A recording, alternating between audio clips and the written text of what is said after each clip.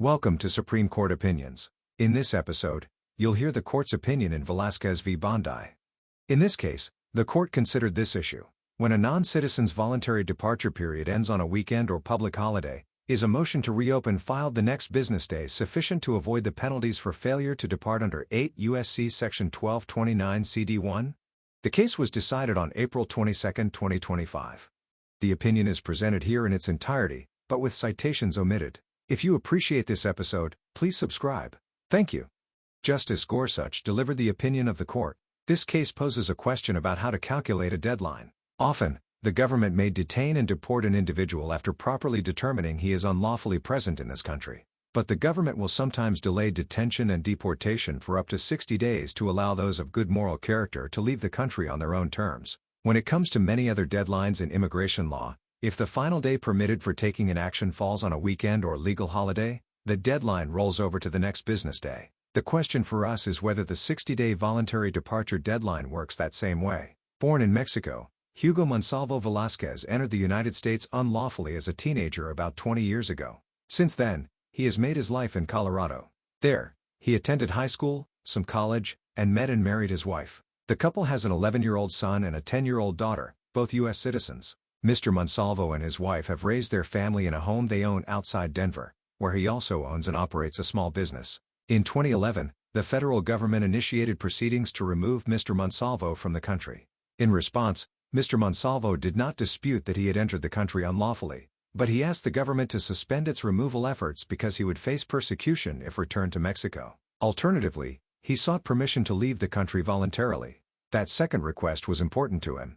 As a rule, individuals lawfully determined to be deportable from this country are not entitled to leave on their own terms but instead face detention and forcible removal. In certain circumstances, however, the government can afford the option of a voluntary departure to those of good moral character. When the government extends this option, it effectively makes detention and removal contingent. Officials may detain and remove the individual only if he remains in the country after his voluntary departure period has expired. Suspending removal in this way can benefit both the government and the individual. For the government, an individual's voluntary departure saves the cost and effort associated with detention and removal. For the individual, it not only allows him to choose how and when he leaves the country, it also allows him to avoid substantial penalties associated with a forcible removal. In 2019, an immigration judge issued a decision in Mr. Monsalvo's case. The judge rejected his claim that he would face persecution if returned to Mexico. But the judge also found Mr. Monsalvo eligible for voluntary departure and gave him 60 days to leave the country, the maximum allowed by law. As it happened, the end of that 60-day period fell on a Saturday. So, the judge specified, Mr. Monsalvo's deadline for departing voluntarily would extend to the following Monday. Should he fail to leave within that period, the immigration judge further ordered, Mr. Monsalvo would face removal and the penalties associated with it. Mr. Monsalvo responded by appealing to the Board of Immigration Appeals. By regulation, that appeal stayed the immigration judge's orders. The board issued its own decision. In it, the board rejected Mr. Monsalvo's argument that he would face persecution in Mexico and gave him a new period of 60 days to voluntarily depart the United States, the maximum period allowed. If he failed to voluntarily depart within that period, the board added, he shall be removed. Summing up, the board explained its disposition this way. Order: the respondent's appeal is dismissed. Further order: the respondent is permitted to voluntarily depart within 60 days. In the event a respondent fails to voluntarily depart, the respondent shall be removed as provided by the immigration judge. The board's decision also included two other salient provisions. In one, the board warned Mr. Monsalvo that he would face serious penalties if he overstayed his voluntary departure deadline. Those penalties could include not just removal and monetary fines, but also ineligibility for most forms of immigration relief for a period of 10 years. In the other provision, the board advised Mr. Monsalvo of his right to file a motion to reopen his removal proceedings if he thought he had new and previously unavailable evidence that could alter the board's assessment of his case. If he filed such a motion before the expiration of his 60-day voluntary departure period, the board continued, the penalties associated with failing to depart would not apply. Consistent with the board's direction, Mr. Monsalvo filed a motion to reopen. His attorney served the government with a copy and sent the original to the board using an overnight delivery service. The board accepted the motion for filing. The motion argued that Mr. Monsalvo was entitled to have his order of removal cancelled. The board denied the motion to reopen for two reasons. First, it held that the cited case did not justify reopening Mr. Monsalvo's removal proceedings. Second, and without prompting from the government, the board held that his motion to reopen had arrived too late. The board's second holding rested on an interpretation of the voluntary departure deadline. The board began by observing that it had given Mr. Monsalvo 60 days to depart voluntarily, the maximum allowed. Interpreting that statute, the board read its use of the term days to refer to calendar days. Here, that meant Mr. Monsalvo's voluntary departure period began when the board issued its removal order and expired on a Saturday. The board did not question that Mr. Monsalvo served his motion to reopen the day before, on a Friday. But, the board stressed, the motion was not filed until the following business day, a Monday. And, as the board saw it, that created a problem. Because Mr. Monsalvo had neither left the country nor filed a motion to reopen before the expiration of his voluntary departure period, the board said, the penalties it had previously warned Mr. Monsalvo about now applied. Accordingly, the board held, it was powerless to entertain his motion, or nearly any request for immigration relief he might wish to pursue for the next decade. Mr. Monsalvo filed a motion asking the board to reconsider this second holding. His reason for focusing on it was obvious. Not only did that holding prevent him from seeking to reopen his case, the board's reasoning had the potential to foreclose for years almost any avenue of lawful immigration relief he might hope to pursue. Addressing the board's holding, Mr. Monsalvo argued that it misconstrued the law. As a matter of law, he submitted, the statute operates to extend any deadline that falls on a weekend or legal holiday to the next business day. The immigration judge handling his case had understood the law to work just this way. And under that view of the law, Mr. Monsalvo contended, his voluntary departure deadline did not expire until a Monday. As a result, his motion to reopen was timely filed that same day, and the penalties associated with failing to file a motion to reopen or to depart voluntarily did not apply. Ultimately, however, the board disagreed, stood by its earlier decision, and denied Mr. Monsalvo's motion for reconsideration. Having failed before the agency, Mr. Monsalvo turned to court, petitioning the 10th Circuit to review the board's order denying his motion for reconsideration. But that effort failed too. Like the board, the 10th Circuit thought that the provision in his final order of removal granting him 60 days to depart voluntarily was conclusively governed by the law. And, like the board, the court read the statute as speaking in terms of calendar days. From this, the court reasoned, it followed that Mr. Monsalvo's voluntary departure deadline expired on a Saturday, and his failure to file a motion to reopen or to depart voluntarily by that date made it impossible for the board to entertain either his motion or perhaps any other application from him for years. We agreed to take up the case because the 10th Circuit's interpretation of the law opened a circuit split. While the 10th Circuit has construed the statute to afford an individual no more than 60 calendar days to leave the country voluntarily, the 9th Circuit has read it to extend a deadline falling on a weekend or legal holiday to the next business day. Who is right on this question of statutory interpretation matters greatly to people like Mr. Monsalvo. Not only does it affect the time one may have to reopen immigration proceedings. As we have seen, it also affects an individual's exposure to detention, removal, and fines, and carries with it serious ramifications for his ability to seek lawful status for years into the future. Before we can address that question, however, we must attend to an antecedent one. In the 10th Circuit, the government argued that court lacked statutory jurisdiction to entertain Mr. Monsalvo's petition. Here, the government renews its claim. On its view, we cannot pass on who has the better reading of the law, but must instead vacate the 10th Circuit's judgment and remand Mr. Monsalvo's petition to that court with instructions to dismiss it. The 10th Circuit's jurisdiction hinged on the law. That provision allows an individual to petition for judicial review of a final order of removal in the appropriate court of appeals. Such a petition supplies the exclusive means for obtaining judicial review of all questions of law and fact arising from any action taken or proceeding brought to remove an alien from the United States. The 10th Circuit held that it had statutory jurisdiction to consider Mr. Monsalvo's petition, and we agree. The board issued an order which petitioner contends, and the government does not dispute, constituted a final order of removal.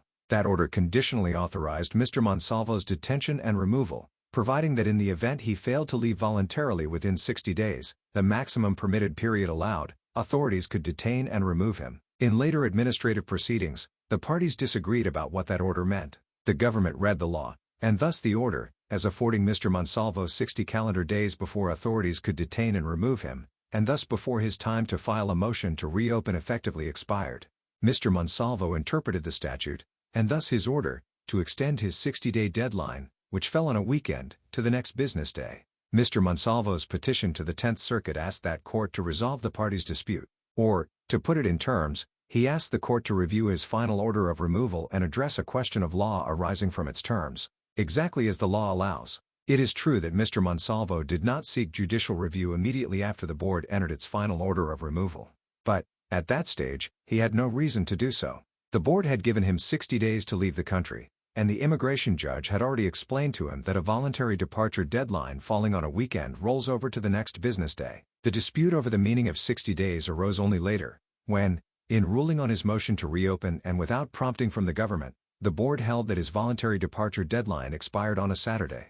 Understandably, Mr. Monsalvo asked the board to reconsider that conclusion before he proceeded to court, giving the agency in the first instance the chance to address his argument that the phrase 60 days in the law and his order of removal extends a deadline falling on a weekend or legal holiday to the next business day. It was only after the board rejected that view that he required judicial intervention, and nothing prevented him from seeking it in a challenge to the board's reconsideration order, for that order expressly interpreted a term in his final order of removal, and Mr. Monsalvo's judicial petition contested that interpretation as a matter of law. The government does not dispute that Mr. Monsalvo presented the 10th Circuit with a legal question about how long he had to depart before facing removal. But, the government insists, the law requires more. To secure judicial review, the government says, an individual must include in his petition some challenge to his removability from this country. And because Mr. Monsalvo's petition didn't do that, but pressed only a question about his voluntary departure deadline, the court was powerless to hear his case. To be sure, the government emphasizes, things could have worked out differently for Mr. Monsalvo. All he had to do, the government says, was bundle his question about the operation of his voluntary departure deadline with some challenge to the board's conclusion that he was removable. So, for example, in addition to asking the 10th Circuit to review the board's order denying his motion for reconsideration, and rejecting his interpretation of the law, he could have asked for review of the board's order denying his motion to reopen, and concluding he was not entitled to have his removal cancelled. Had he done that, the government assures us, the 10th Circuit would have had jurisdiction over his petition and could have addressed both questions. The government does not deny that, under its view, some people will have to make up a completely meritless claim in order to get jurisdiction. By the conclusion of administrative proceedings, individuals like Mr. Monsalvo may no longer think they have a viable challenge to their removability, only some other colorable and consequential question about their final orders of removal. But, as the government sees it, they cannot simply bring that live question to court. They must either adorn their judicial petitions with a pointless challenge to their removability or forfeit the right to review altogether. We see nothing in the law that puts litigants to that kind of choice. The statute does not say that an individual must press a challenge to one term in a final order of removal, a finding of removability, just to secure judicial review of another, like a voluntary departure deadline. In fact, the word removability does not even appear in the statute. Instead, the law authorizes courts to review final orders of removal and address questions of law arising from them. And pretty plainly, that language permits a court to review all terms in a final order of removal without anything like the qualification the government imagines. Our dissenting colleagues see things differently. In their view, a prior decision requires us to adopt the government's jurisdictional theory. But, if anything, that case supports our conclusion. It described a final order of removal subject to judicial review as a final order concluding that the alien is deportable or ordering deportation. And that is exactly what we have here. A final order specifying that the government may remove Mr. Monsalvo if he fails to depart voluntarily within 60 days, and a petition asking the courts to settle a dispute over what that order means. One dissent highlights the prior decisions holding that a board order denying relief under the Convention Against Torture, CAT, in that case was not part of the removal order. But we fail to see the relevance of that holding to this case. A CAT order provides that, notwithstanding a removal order, the government may not remove an individual to a particular designated country. CAT orders, moreover, have a distinct statutory basis from removal orders, and different statutes govern their review. No such order is in play here. Mr. Monsalvo has not sought judicial review of a CAT order, only review about the meaning of his final order of removal. Another dissent reads the prior decision as suggesting that an individual like Mr. Monsalvo may not challenge the board's interpretation of a term in his removal order. Instead, he may ask a court only to change or excise a term in his removal order. But the prior decision held nothing of the kind. Nor is it possible to square such a view with the statutory text. The law permits individuals to petition for judicial review of final orders of removal, and indicates that those petitions supply the exclusive means for securing judicial review of all questions of law. Nothing in the statutory text contains anything like the limitation the dissent supposes, permitting judicial review of only certain kinds of legal errors. That takes us to the merits. The board's final order of removal permitted the government to detain and remove Mr. Monsalvo if he failed to leave the country within 60 days, the maximum period allowed. Everyone agrees the proper construction of that order is governed by the proper construction of the law. Like Mr. Monsalvo's final order of removal, that statute sets forth a deadline expressed in terms of a number of days. But what does that mean? Does every calendar day count? Or does the statute operate to extend a deadline that falls on a weekend or legal holiday to the next business day? In truth, the statute is susceptible to both understandings. An ordinary reader might understand days to mean calendar days, no more or less. That is how the board and the 10th Circuit saw it. And, to be sure, we usually assume statutory terms bear their ordinary meaning until and unless someone points to evidence suggesting otherwise. But here, evidence suggesting the possibility of specialized meaning does exist. In legal settings, the term days is often understood to extend deadlines falling on a weekend or legal holiday to the next business day. Various federal rules reflect this understanding, as do our own. The 9th Circuit and the immigration judge in this case thought the law of a piece with that practice. The question before us thus boils down to whether the law uses the term days in its ordinary or specialized sense. To resolve that question, we turn to one of this court's customary interpretive tools. When Congress adopts a new law against the backdrop of a long-standing administrative construction, this court generally presumes the new provision should be understood to work in harmony with what has come before. That presumption is all but dispositive here. For many years, Congress has authorized the executive branch to draw up regulations to enforce the immigration laws. And since at least the 1950s, those regulations have provided that, when calculating the deadline for the taking of any action, the term day carries its specialized meaning by excluding Sundays and legal holidays if a deadline would otherwise fall on one of those days. In all the years since, the only notable change to this rule has been the addition of Saturdays to the list of excluded days. Congress adopted the law against the backdrop of this consistent, long-standing administrative construction. And, given that, we presume the statute employs the same understanding. Nor do we see anything in the statute that might overcome our usual presumption. To the contrary, what evidence we have before us only supports its application.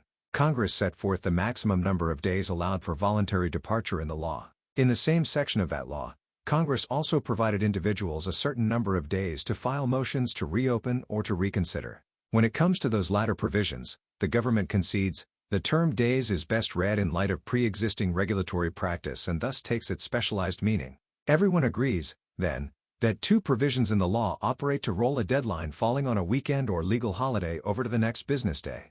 And if two provisions in a single section of an act of Congress use the term days this way, it is all the more sensible to think a third provision in the same section does as well. After all, identical words and phrases within the same statute should normally be given the same meaning. And, if anything, that maxim may be doubly appropriate where Congress employed the same term in multiple places at the same time in the same section of the same public law. Tellingly, too, if Congress meant to depart from settled immigration practice when it adopted the voluntary departure deadline, the government itself seems not to have noticed.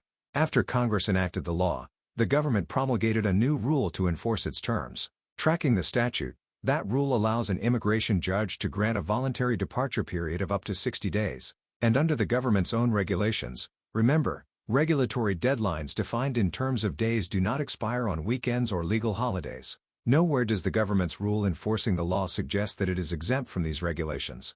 Perhaps for this reason, the immigration judge in Mr. Monsalvo's own case understood his voluntary departure deadline to extend past a weekend to a Monday. Perhaps for this reason, as well, many other immigration judges have done the same in other cases. In response to our merits analysis, the government and one dissent offer three principal counterarguments, but, thoughtful as they are, we find none sufficient to overcome the presumption that the law follows the government's own long-standing practice. First, the government and the dissent stress the limited reach of the regulation defining the term day.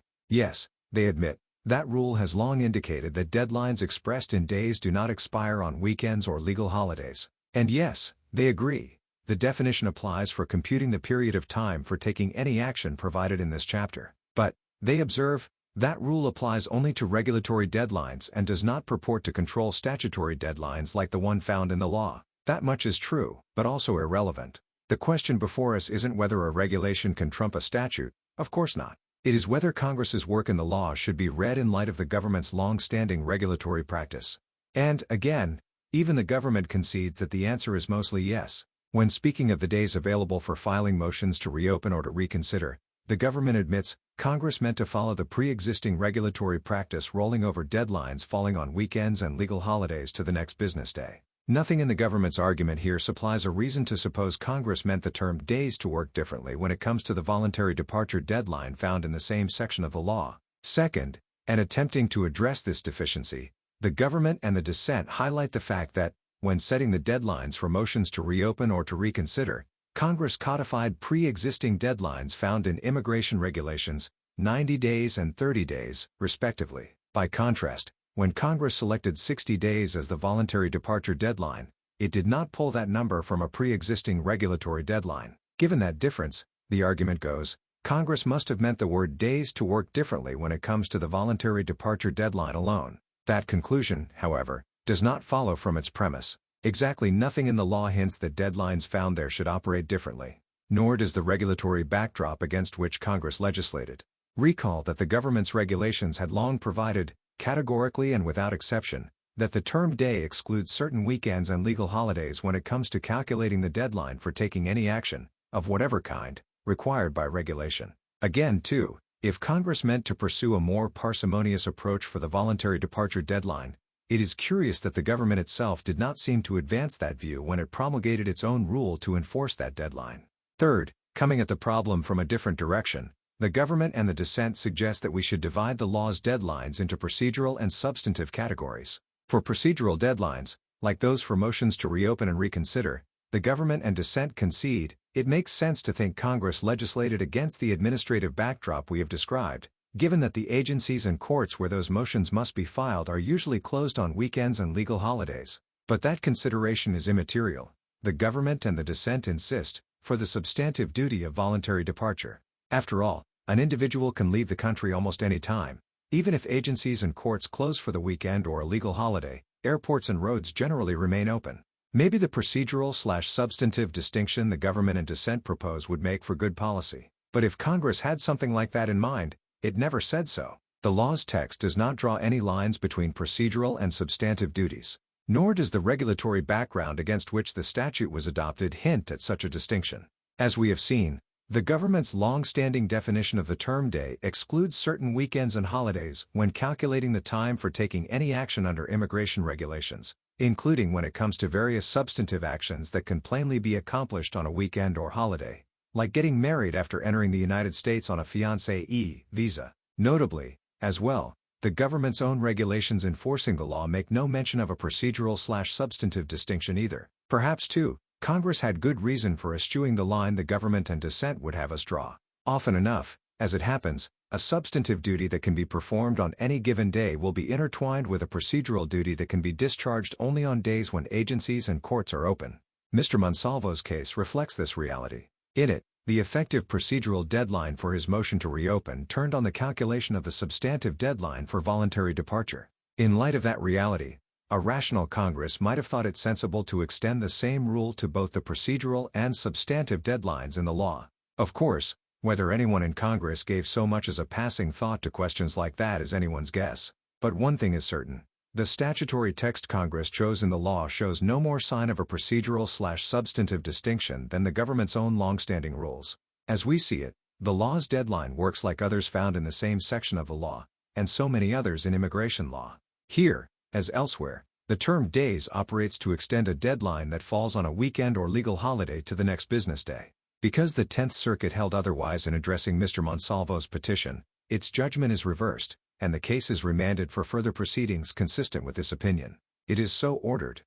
Justice Thomas, with whom Justice Alito joins, and with whom Justice Kavanaugh and Justice Barrett join as to Parts 1 and 2, dissenting. This court granted certiorari to decide whether the deadline for a removable alien to voluntarily depart the United States extends to the next business day if it would otherwise fall on a weekend or public holiday. But, the merit stage briefing revealed a serious, novel jurisdictional objection that may bar our review. Given that complication, we should have vacated and remanded for the 10th Circuit's consideration in the first instance. Instead, the majority reaches the merits after finding jurisdiction based on a flawed theory of its own creation. I respectfully dissent. The Immigration and Nationality Act governs how persons are admitted to, and removed from, the United States. Congress enacted comprehensive amendments to the Act. This case concerns two of the reforms: its imposition of strict deadlines for voluntary departure, and its curtailment of an alien's right to judicial review. Voluntary departure is a discretionary form of immigration relief under which certain favored aliens can leave the country willingly, in lieu of deportation. This relief strikes a bargain between the government and eligible aliens. The government saves time and money by shifting the costs of departure onto the alien. In exchange, the alien retains some control over the timing and destination of his departure and escapes the penalties that follow formal deportation.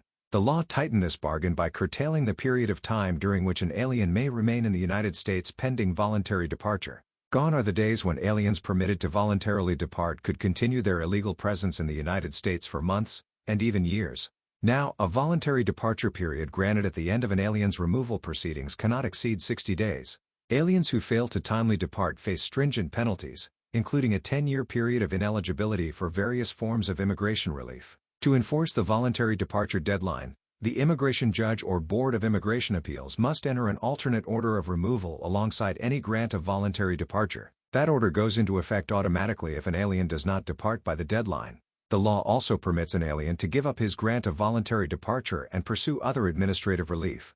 The alien may at any time before his voluntary departure deadline move to reopen his removal proceedings or move for reconsideration of his case.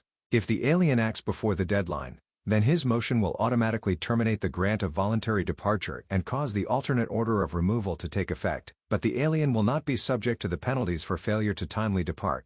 If the deadline has already expired, however, then a filing does not in any way impact the period of time allowed for voluntary departure or, outside an exception not relevant here, the penalties for failing to timely depart. Beyond its substantive constraints, the law also instituted a new and significantly more restrictive scheme for judicial review. That scheme makes the final order of removal the linchpin of an alien's right to judicial review. A final order of removal is a final order concluding that the alien is deportable or ordering deportation. An alien can obtain judicial review of such an order by filing a petition for review in a federal court of appeals. That section also makes review of all questions of law and fact arising from an alien's removal proceedings available only in judicial review of a final order of removal, unless there is an independent jurisdictional basis. Our precedents have interpreted the law to permit judicial review only of the final order of removal itself and two closely related categories of orders. First, rulings that affect the validity of the final order of removal, such as an immigration judge's evidentiary rulings, merge into the final order of removal for purposes of judicial review. Second, certain rulings that have an independent jurisdictional basis, such as an order regarding Convention Against Torture relief, may be reviewed together with the final order of removal. Beyond these categories, however, the federal courts lack jurisdiction over removal-related determinations. Petitioner Hugo Monsalvo Velazquez is an alien who was granted voluntary departure at the end of his removal proceedings. Before the immigration judge, he conceded removability but sought relief or withholding of removal based on an alleged risk of future persecution. He asked for voluntary departure in the alternative. The immigration judge granted only voluntary departure, while also entering the requisite alternate order of removal. On appeal, the Board of Immigration Appeals reset the voluntary departure period after it affirmed the immigration judge's denial of other relief. The board set Monsalvo's new voluntary departure period to run for the 60 days following its decision. Measured by calendar days, a 60-day period would end on a Saturday. Monsalvo submitted a motion to reopen his removal proceedings via overnight delivery service. The motion asserted that Monsalvo was newly eligible for cancellation of removal. Pursuant to a board policy not challenged here, this after-hours motion was not deemed filed until the following Monday, when the board was next open to receive filings. The board denied Monsalvo's motion both on the merits of his claim and based on the timing of his filing. On its view, the 60-day period of voluntary departure terminated on the Saturday. Because Monsalvo had failed to depart by that deadline, his Monday reopening motion came when he was already subject to the law's penalties for failing to timely depart, including ineligibility for cancellation of removal. Thus, Monsalvo was ineligible for his requested relief. After Monsalvo moved for reconsideration of only the timing holding, the board reaffirmed its position. No provision, statute, or regulation extends the last day of the voluntary departure period falling on a weekend or a legal holiday to the next business day, it explained. So 60 days means 60 calendar days. Monsalvo petitioned the 10th Circuit for review of the board's reconsideration ruling. He argued that, when the voluntary departure deadline would otherwise fall on a weekend or holiday, it rolls over to the next business day. In deciding his petition, the 10th Circuit first rejected the government's arguments for why it lacked statutory jurisdiction to review the petition. On the merits, the court ruled for the government, agreeing with the board that 60 days means 60 calendar days. we granted certiorari to review the 10th Circuit's merits holding. But, since then, much of the briefing, and our focus at oral argument, has centered on the threshold issue of statutory jurisdiction. The government raised before this court a new objection to the 10th Circuit's jurisdiction, that Monsalvo's petition could not support jurisdiction because it did not bear on his removability. The government emphasized that Monsalvo had asked the 10th Circuit to review only the denial of his motion for reconsideration, which, unlike his motion for reopening, did not ask the board to reopen his removal proceedings. Accordingly, he was asking only to alter a non-dispositive portion of the board's reasoning in its prior decision declining to reopen proceedings. That unusual request, the government contended, did not fall into any category cognizable under the law. In view of the government's serious, late-breaking jurisdictional objection, we should have vacated and remanded for the 10th Circuit's review. Although objections to a tribunal's jurisdiction can be raised at any time, we need not resolve a belated objection ourselves. Our usual practice is to refrain from deciding legal questions in the first instance. We are a court of review, not of first view. Accordingly, we ordinarily wait to see if the crucible of adversarial testing, along with the experience of our thoughtful colleagues on the district and circuit benches, can yield insights or reveal pitfalls we cannot muster guided only by our own lights. This court has routinely vacated and remanded cases so that lower courts can be the first to address significant new developments. In a number of cases, we have taken this course based on emergent jurisdictional matters specifically. I would do the same here. Not only was the jurisdictional issue before us not raised below, but until this point it has not been passed upon by any court. Caution is also especially important for jurisdictional matters. Congress's power over federal jurisdiction is an essential ingredient of separation and equilibration of powers, restraining the courts from acting at certain times, and even restraining them from acting permanently regarding certain subjects. When we assume jurisdiction too hastily, we risk aggrandizing ourselves at the expense of the political branches. There is no reason for the court's intervention today. We did not grant certiorari to address jurisdiction, and, as its novel status reflects, the jurisdictional question plainly is not so pressing as to require immediate resolution, nor is the underlying question presented so important as to require resolution in this case. That question too arises only rarely. As the 10th Circuit recognized, its decision below resolved an issue of first impression in that court, which had been addressed before by only one other circuit. Of course, we should not hesitate to brush aside baseless jurisdictional objections. But the issue here cannot be dismissed on that ground. The government has raised a serious objection based on the tension between the law's removal-focused jurisdictional framework and Monsalvo's choice to seek review only of a claim unrelated to removability. We should not be the first and only court in the nation to address that tension. If required to decide the jurisdictional question, however, I would conclude that the 10th Circuit lacked jurisdiction over Monsalvo's petition. The party invoking federal jurisdiction bears the burden of establishing its existence, and, on the admittedly limited briefing before us, Monsalvo has not met his burden. In contending otherwise, Monsalvo and the majority offer two distinct theories of jurisdiction, but neither holds up. The difficulty for Monsalvo stems from his litigation strategy below. He asked the 10th Circuit to review only the board's denial of his reconsideration motion. That motion, in turn, challenged only one of the board's two bases for denying his reopening motion. Monsalvo objected to the board's conclusion that the motion was untimely, but not its conclusion that it also failed on the merits. In other words, the government is right to say that, before the 10th Circuit, he sought only to alter a non-dispositive portion of the board's reasoning for denying reopening. That framing fits poorly with the law, which ties jurisdiction to a narrow version of the term final order of removal. Before the amendments, the predecessor term final order of deportation covered all determinations made during and incident to the administrative proceeding on removability. But a final order of removal is only the final order concluding that the alien is deportable or ordering deportation.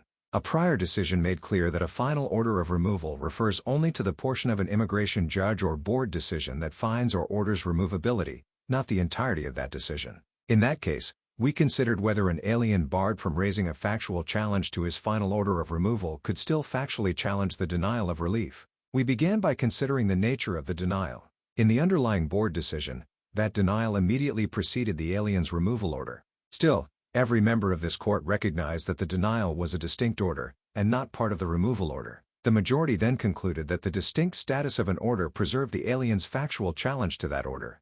The law constrained only the alien's ability to challenge his final order of removal itself, plus any rulings that affected the validity of the final order of removal, and so merged into the final order of removal for purposes of judicial review. Because the order fell into neither category, and instead had a separate jurisdictional basis, the alien could still pursue his factual challenge to the order together with the final order of removal. Although this conclusion aided the alien, it cuts against Monsalvo. Unlike that claimant, Monsalvo cannot point to any basis for jurisdiction other than the law. To establish jurisdiction, he must show that his petition before the Tenth Circuit challenged either the final order of removal itself, or at least the validity of that order. But in seeking review only of a non-dispositive portion of the board's reasoning, Monsalvo's petition did neither. Monsalvo all but conceded below that his petition did not bear on his final order of removal. As he explained in his Tenth Circuit briefing, he was not seeking to vacate the order of removal against him. He explained that a ruling that the board was wrong about the date of his voluntary departure deadline would have no effect whatever on the underlying order of removal. Monsalvo sought only a collateral advantage. If his voluntary departure deadline did not expire until the Monday, then his motion to reopen, filed the same day, would have cancelled his grant of voluntary departure without making him subject to the penalties associated with failing to timely depart, such as ineligibility for future immigration relief. It thus is not apparent how the Tenth Circuit had jurisdiction to hear Monsalvo's case. The law allows review of a limited range of removal-related matters. It is not a vehicle to head off unwanted post-removal consequences. Monsalvo's attempt to reconceptualize his challenge is unpersuasive. He argues before this court that the penalties for failing to timely depart are not collateral consequences, but terms of his final order of removal. If we recognize that his motion to reopen was filed before his voluntary departure deadline, he says, then those terms would disappear, and the order would transform into one without any severe penalties. Monsalvo divines this conclusion from the board's original decision on his removability, in which the board affirmed the immigration judge's denial of relief. Monsalvo reads that decision to state that, if he failed to timely depart, a final order of removal with three distinct terms would go into effect. First, that he shall be removed. Second, that he shall be subject to a monetary penalty. And third, that he shall be ineligible for a period of 10 years for any further relief under certain provisions. If the Tenth Circuit had granted the petition for review, he says, the result would have been to delete the second and third clauses from this removal order. This argument conflicts with prior precedent. That decision made clear that a final order of removal refers only to the portion of the immigration judge's or board's decision concluding that the alien is deportable or ordering deportation. Other directives do not qualify, even if they are imposed concurrently. Thus, just as we recognize that the order in that case was not a final order of removal, an order levying penalties upon Monsalvo for failure to timely depart is also distinct. In attempting to collapse the latter order into his final order of removal, Monsalvo wrongly attempts to revive the earlier approach. Moreover, Monsalvo misunderstands the function of the board's penalty language. That language did not purport to impose liability on him in the event of his failure to timely depart. Rather, it carried out the board's statutory obligation to give him notice of the penalties listed in the law for untimeliness. In other words, even if the notice paragraph could be considered part of his final order of removal, the statements therein are not terms of an order that restrict Monsalvo. Rather, those statements merely notify Monsalvo of the law. They retain the same force and effect whether or not Monsalvo met his voluntary departure deadline. The underlying source of Monsalvo's current exposure to liability is instead the law. So, the notice paragraph is not the true target of Monsalvo's petition, and it cannot supply jurisdiction. The same is true of the immigration judge's order that the board incorporated by reference. That order is the alternate order of removal that the immigration judge entered when granting voluntary departure. It simply stated that respondent shall be removed to Mexico on the charge in his notice to appear. And, although the immigration judge's decision also warned of the statutory consequences associated with untimeliness, this warning too was just an acknowledgement of the penalties under the law. So, that removal order is no more helpful for Monsalvo. In short, Monsalvo's theory rests on a misunderstanding of both the scope of a final order of removal and the meaning of the supposed terms of this order. Because he bears the jurisdictional burden, these shortcomings should be dispositive. For its part, the majority declines to defend Monsalvo's jurisdictional theory. Arguments for jurisdiction are not exempt from principles of party presentation and forfeiture, so that choice should be the end of the jurisdictional road. Instead, the majority develops its own theory for jurisdiction, based on reasoning that appeared nowhere in the briefing or at oral argument. The majority agrees with Monsalvo that he seeks review of a term in his final order of removal, but it identifies the relevant term as the board's provision of a 60-day voluntary departure period. And, the majority concludes, the Tenth Circuit had authority to interpret the meaning of 60 days in this term under its jurisdiction to review final orders of removal and questions of law arising from them. The majority errs with both premises. Like Monsalvo, the majority errs by assuming that Monsalvo's challenge goes to his final order of removal. To conclude that the grant of voluntary departure is part of Monsalvo's final order of removal, the majority appears to view the order as comprising the board's entire decision. But, such a broad construction conflicts with prior precedent's recognition that certain orders are distinct, even when situated alongside a final order of removal in the same decision. Following that precedent, a grant of voluntary departure is a separate order that is not itself a final order of removal. The board's regulations reflect that point. They speak separately of an order granting voluntary departure and an order of removal. The scope of Monsalvo's voluntary departure period is therefore a question about the voluntary departure order, not the final order of removal. The majority ignores the narrow interpretation of a final order of removal. Brushing past the logic of that decision, the majority summarily asserts that it is consistent with its view that a final order of removal encompasses the entire accompanying board decision. But, the prior holding cannot be divorced from its reasoning. In discarding precedent, the majority instead relies on the parties' supposed agreement that the entire board decision constitutes a final order of removal. It asserts that the parties have agreed that the board issued an order which constituted a final order of removal. But federal courts have an independent obligation to ensure that they do not exceed the scope of their jurisdiction, so we can accept the assumption that we are reviewing a final order of removal only if it is in fact true. Regardless, the majority's claim of agreement between the parties rests on a misreading of both parties' arguments. Although the government agrees that the board decision contains a final order of removal, it rejects Monsalvo's position that this order and the board decision are one and the same. As the government explains, it had previously taken the broader view based on earlier case law, but this court rejected it. For his part, Monsalvo does purport to challenge the terms of his removal order, but the majority misunderstands which terms Monsalvo puts in issue. It asserts that he seeks clarification of what his order meant with respect to his obligation to leave voluntarily within 60 days.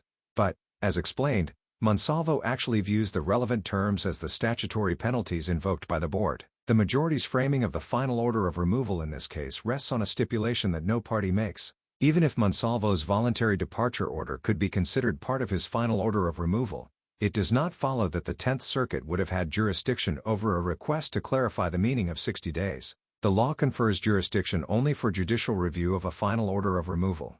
The majority assumes that a request for clarification would qualify, but that assumption is debatable at best. Until now, we have understood the law to vest the courts of appeals with the authority to consider petitions challenging final orders commanding the removal of aliens from the United States. A request for clarification about an order's meaning, standing alone, is not a challenge to that order. It does not ask the court to disturb the final order of removal in any way. Rather, it amounts to a request for a declaratory judgment, if not an advisory opinion. Extending the law to reach such a request is hard to square with our conception of judicial review more generally. The question before an appellate court is, was the judgment correct? After all, our power is to correct wrong judgments, not to revise opinions. Given that we have not previously confronted this issue, and the parties have not briefed it, I express no definitive view, but it seems at minimum questionable whether an alien who does not oppose the disposition of his final order of removal seeks review of that order under the law. The majority skips over this issue by resorting to the law, which it reads to allow a court of appeals to address any questions of law arising from a term in a final order of removal. But, that provision is a jurisdictional limitation, not a grant of jurisdiction. It specifies that judicial review of all questions of law arising from removal proceedings shall be available only in judicial review of a final order under this section.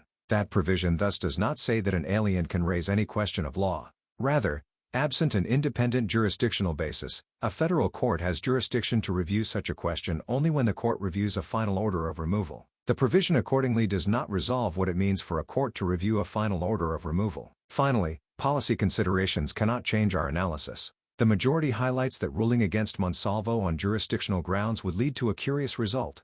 We would invite pointless litigation, the majority asserts, if we held that the law requires an individual to include in his petition some challenge to his removability from this country. But, even if true, this consequence is beside the point.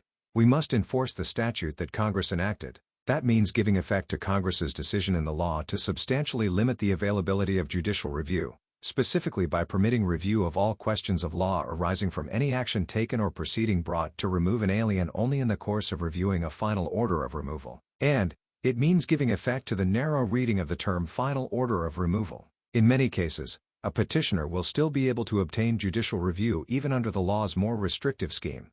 In some cases, the court understood its reading of final order of removal to benefit the petitioner. But, the logic of that decision applies just the same when its effect is to preclude judicial review.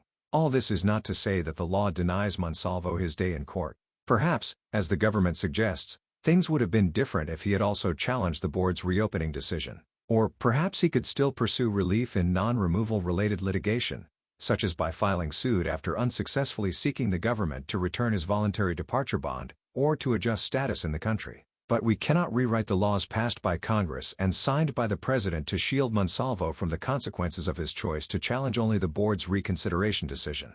Because a congressional grant of jurisdiction is a prerequisite to the exercise of judicial power in this case, this court must carefully abide by Congress's jurisdictional strictures. We thus should have vacated and remanded for the Tenth Circuit's consideration of the jurisdictional issue. Disregarding Monsalvo's jurisdictional burden, the majority instead finds jurisdiction based on an unpersuasive theory of its own creation. I respectfully dissent. Justice Alito, with whom Justice Kavanaugh joins, dissenting. I agree with Justice Thomas that the court should remand this case for the Court of Appeals to decide in the first instance whether it possessed jurisdiction to entertain petitioner's petition for review. That case-specific argument was not raised below, and we did not grant review to decide it. If forced to decide the jurisdictional question, however, I would agree with Justice Thomas and Justice Barrett that the Court of Appeals lacked jurisdiction. But because the court has rejected those jurisdictional arguments, I write separately to explain why, in my view, the court's analysis of the merits is wrong. The merits question in this case, whether petitioner left the United States within 60 days after October 12, 2021, is straightforward. The 60th day after October 12, 2021, was Saturday, December 11, 2021. And petitioner failed to depart the country by that Saturday. Saturday is a day of the week, and there is no reason why petitioner could not have left the country on or before that date. Petitioner gives us no reason to believe, and I am aware of none, that the roads to Mexico, his home country, were closed, so he could have driven or taken a bus across the border. He also could have flown to Mexico or any other country that would admit him. Nevertheless, the court holds that he was entitled to a 2-day extension because the last day of his voluntary departure deadline happened to fall on a weekend. There is no justification for that decision. The court is sympathetic to petitioner's plight, but the relevant statutory provision sets a deadline, and no matter how such a deadline is calculated, there will always be those who happen to miss it by a day or so.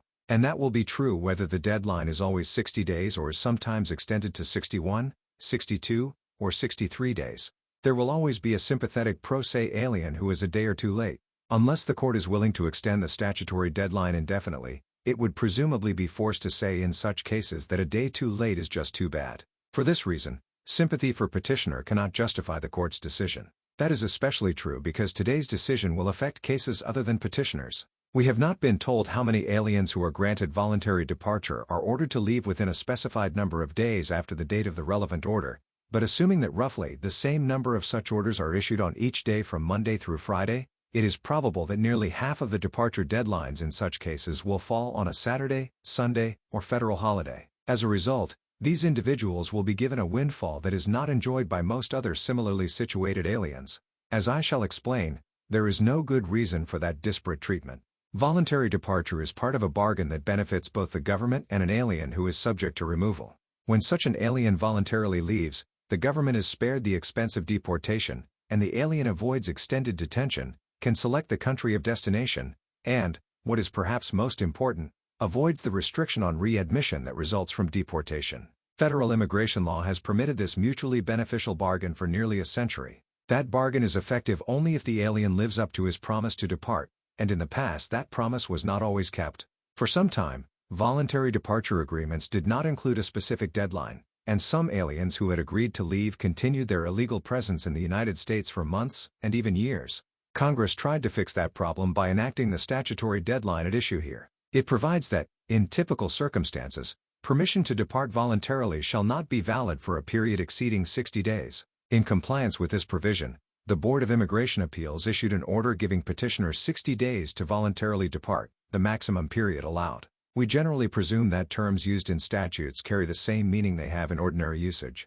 Therefore, when interpreting the term days in the voluntary departure provision, we should start with the presumption that it means what it means in ordinary usage, a division of time equal to 24 hours and representing the average length of the period during which the Earth makes one rotation on its axis. Saturdays, Sundays, and holidays fit this definition, so they presumptively qualify as days within the meaning of the statute.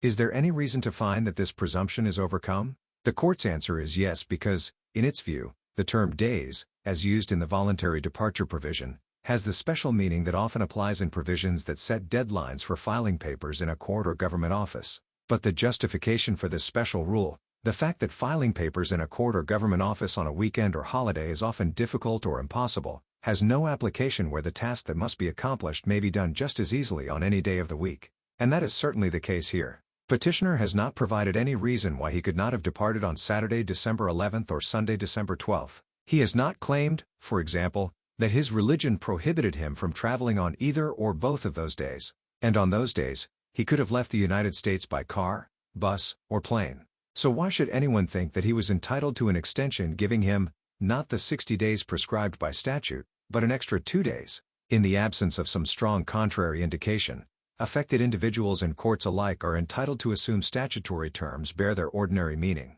until and unless someone points to evidence that a statute bears an alternative, specialized meaning. We assume that the ordinary meaning controls, and there is nothing here that can overcome that usual assumption. The court rejects the ordinary meaning of the statutory language because, in its view, the voluntary departure provision incorporated a long-standing administrative construction of the term days, according to which a deadline in the immigration laws is taken to extend if the final day lands on a weekend or holiday. But this argument fails because the regulatory definition on which it rests applies by its terms only to deadlines that appear in the immigration regulations. When Congress enacted the voluntary departure deadline, the pertinent regulation stated that the term day when computing the period of time for taking any action provided in the relevant chapter of the regulations shall include Saturdays, Sundays, and legal holidays, except that when the last day of the period so computed falls on a Saturday, Sunday, or a legal holiday, the period shall run until the end of the next day which is not a Saturday, Sunday, nor a legal holiday. So even if Congress had enacted this provision into law,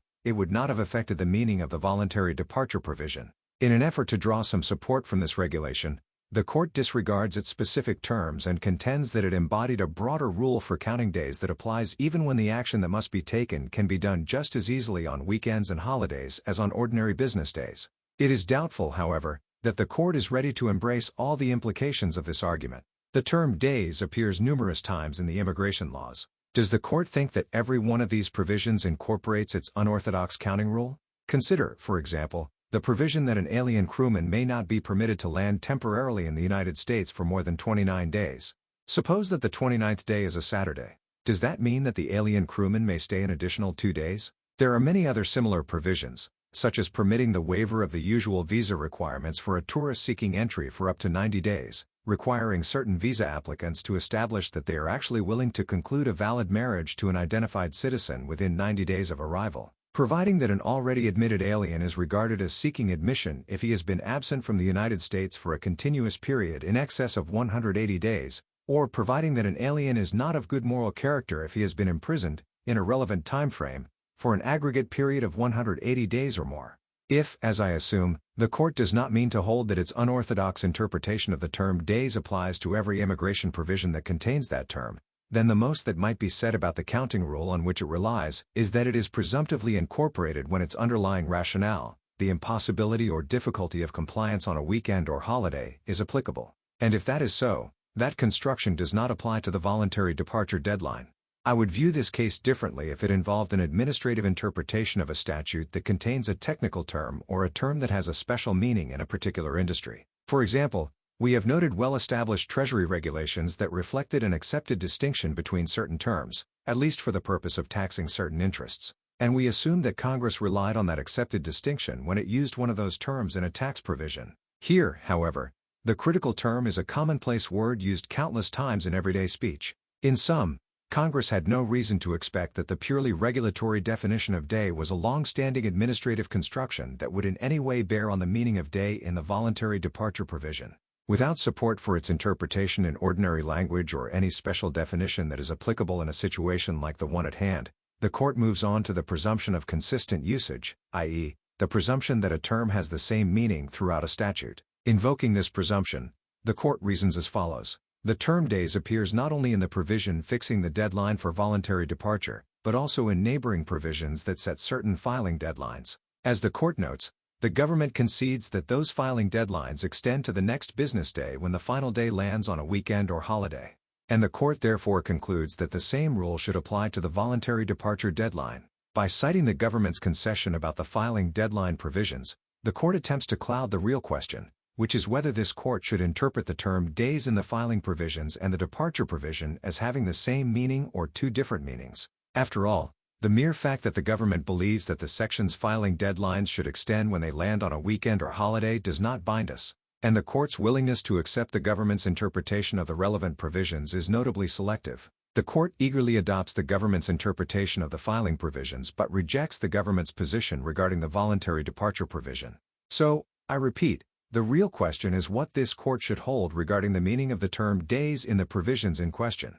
We have three choices. First, we could hold that days has its ordinary meaning in both the voluntary departure and the filing provisions. Second, we could hold that the term has a specialized meaning, that it incorporates the rule that a deadline should extend when the final day lands on a weekend or holiday, in all the provisions. Or third, we could hold that the term days in the voluntary departure provision has the term's ordinary meaning but that the same term, as used in the filing provisions, has the specialized meaning that often applies in provisions of that kind. The presumption of consistent usage cannot justify the choice of the second option rather than the first, and the court does not explain why its preferred option is better than option 3, which heeds the ordinary meaning of the term days except where there is a reason to adopt a specialized meaning. We presume that a term has the same meaning in all provisions of a law, but the presumption can be overcome, and there is a strong argument that it should be overcome here due to the unique rule that has long been applied to many filing deadlines. Notably, when faced with the possibility that its counting rule might apply to every provision of the immigration laws that includes the term day, the court retreats from the presumption of consistent usage. It asserts that different statutes passed at different times against different regulatory backdrops may bear different meanings. The court agrees, then, that we must look at the specific circumstances under which the filing and the voluntary departure deadlines were enacted to determine whether the term day should be given the same meaning in each provision. In this case, those circumstances support the inference that Congress intended for the filing deadlines, but not the voluntary departure deadline, to extend when the final day lands on a weekend or holiday. Since at least the 1950s, the immigration regulations have provided that deadlines in the regulations are extended when the final day falls on a weekend or holiday. When Congress enacted the statutory filing deadlines, it parroted filing deadlines that already appeared in those regulations, and it did so at the recommendation of the executive branch. It is therefore quite possible that Congress had the regulatory definition of day in mind when it enacted the statutory filing deadlines. The same, however, cannot be said for the voluntary departure deadline because it had no regulatory precursor. The court dismisses this important distinction by asserting that exactly nothing in the law hints that deadlines found there should operate differently. But of course, exactly nothing in the law says that day should be given a specialized technical meaning either. The court's departure from ordinary meaning is premised on its view that Congress adopted a long-standing administrative construction. If the court is going to look to regulatory history to determine the meaning of the statute's terms, it cannot simply close its eyes when that regulatory history suggests that the voluntary departure deadline should be treated differently. The court's final argument is that the filing and voluntary departure deadlines are intertwined and that a uniform interpretation is therefore sensible. Petitioner, for example, was subject to both a deadline to voluntarily depart and a separate deadline to move to reopen his removal proceedings. In reality, however, petitioner only faces penalties for violating one of those deadlines, the 60-day voluntary departure deadline. No one argues here that petitioner was also at risk of missing his deadline to file a motion to reopen. After the board issued its order of October 12, petitioner had 90 days to move to reopen the removal proceeding, which meant he had until January 10, 2022. He filed his motion well before that date, so the filing deadline was not implicated in his case. But because he had sought and had been granted the opportunity to leave the country voluntarily, he was required either to comply with the departure deadline or move to reopen before that deadline. By failing to timely depart, petitioner became ineligible for relief from removal, and his motion to reopen was destined to fail on the merits. The provision before us is straightforward. It provides that permission to depart voluntarily shall not be valid for a period exceeding 60 days. Because I see no reason to apply a specialized definition of day, I would take that language for what it's worth. 60 days means 60 days. I must therefore respectfully dissent. Justice Barrett, with whom Justice Kavanaugh joins, dissenting.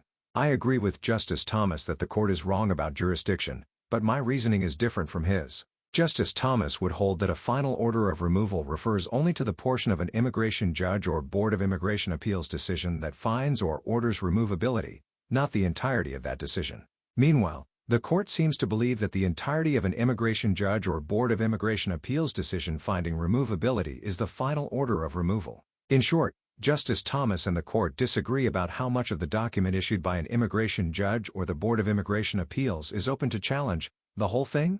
Or just the underlying conclusion that the non-citizen is removable? I would leave that dispute for another day. In my view, there is no need to debate the scope of the removal order, because no matter how broadly you construe it, Monsalvo does not dispute a single word in it.